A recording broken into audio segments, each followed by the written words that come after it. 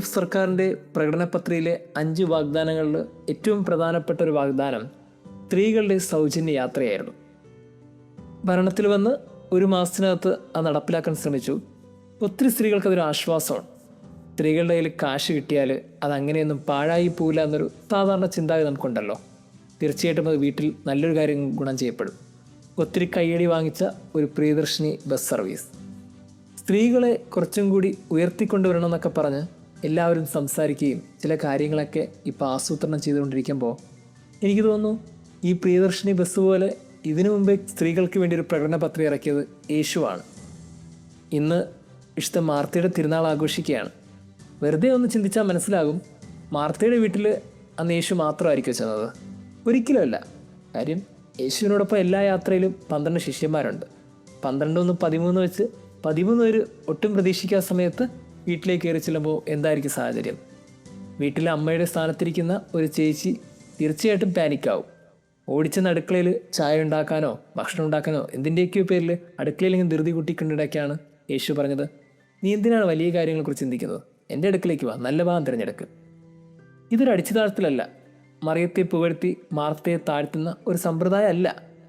മറിച്ച് ആ കാലഘട്ടത്തിൻ്റെ പുതിയ ടീച്ചിങ്ങാണ് യേശുവിടെ പറഞ്ഞത്. അന്നത്തെ സ്ത്രീകൾക്ക് ഹോളിലേക്ക് ഒരു അനുവാദമില്ല. കുറേ പുരുഷന്മാരുള്ളിടത്ത് പ്രത്യേകിച്ച് ഒരു അനുവാദമില്ല. ഇനി മറിയ എവിടെയായിരുന്നത്? അവൻ്റെ കാൽക്കലെടുത്താണ്. അവൻ്റെ വചനം കേട്ടുകൊണ്ടിരുന്നു. അങ്ങനെയൊന്നും കേൾക്കാനൊന്നും അനുവാദം ഇല്ല. അതൊന്നും സ്ത്രീകൾക്ക് പറഞ്ഞിട്ടുള്ള കാര്യമേ അല്ല. യേശു കുറച്ചും കൂടി മാർത്തയെ കൈപിടിച്ച് മുന്നോട്ട് വരാൻ അനുവദിച്ചതാണ്.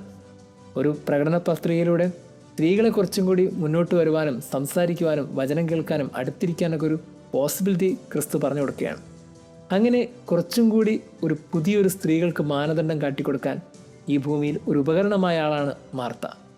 അതുകൊണ്ട് തന്നെ നമുക്ക് മനസ്സിലാക്കാൻ സാധിക്കും, ക്രിസ്തുവിൻ്റെ സ്ത്രീകളോടുള്ള പരിഗണനയിൽ കൃത്യമായ പരിഗണന കിട്ടിയ ഒരു സ്ത്രീ ആരാണെന്ന് ചോദിച്ചാൽ അത് മാർത്ത തന്നെയാണ്.